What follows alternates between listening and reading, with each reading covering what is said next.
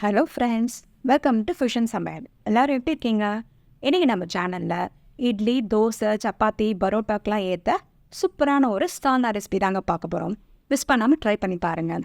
இன்றைக்கி birthday, wedding day கொண்டாடுற எல்லாருக்கும் என்னோடைய பெஸ்ட் விஷஸ். வாங்க வீடியோக்குள்ளே போகலாம். ஃபஸ்ட்டு இந்த ரெசிபி செய்கிறதுக்கு ஒரு மிக்ஸி ஜாரில் 4-5 பீஸ் தேங்காய் சேர்த்துக்கோங்க. 1 ஸ்பூன் சோம்பு, 7-8 சின்ன வெங்காயம் சேர்த்துக்கலாம்.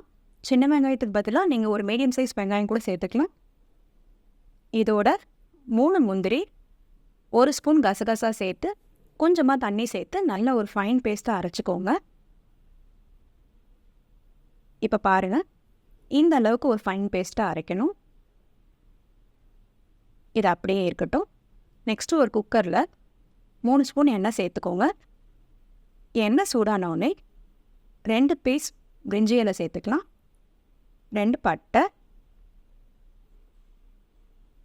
கொஞ்சமாக கல்பாசி சேர்த்துக்கோங்க. இதோட 2 கிராம்பு, 2 ஏலக்காய், 1/2 ஸ்பூன் சோம்பு சேர்த்து நல்லா பொரிய விட்டுக்கோங்க. இப்போ இதெல்லாம் பொரிஞ்ச உடனே 2 பெரிய சைஸ் வெங்காயத்தை நல்லா பொடியை கட் பண்ணிவிட்டு சேர்த்துக்கோங்க. இப்போ நல்லா வெங்காயம் நல்லா நம்மளுக்கு வதங்கி வரணும்.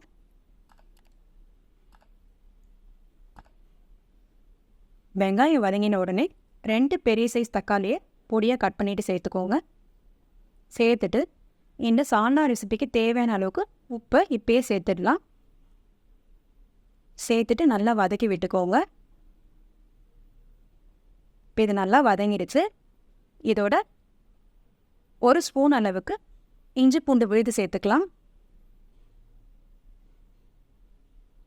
இஞ்சி பூண்டு விழுது சேர்த்துட்டு அதோட பச்சை வாசனை போகிற அளவுக்கு நல்லா வதக்கி விட்டுக்கோங்க.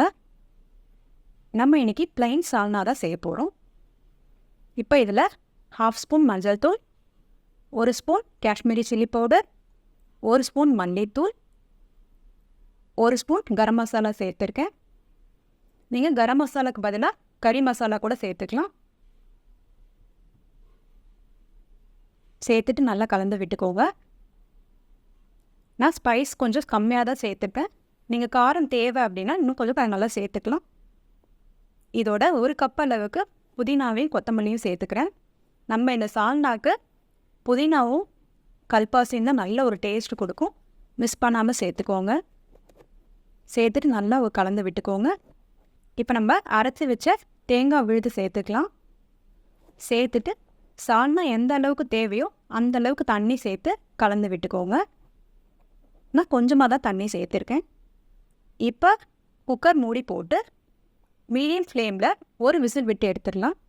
இப்போ பாருங்கள், நம்ம சால்னா எண்ணெய் பிரிஞ்சு சூப்பராக ரெடியாக இருக்குது.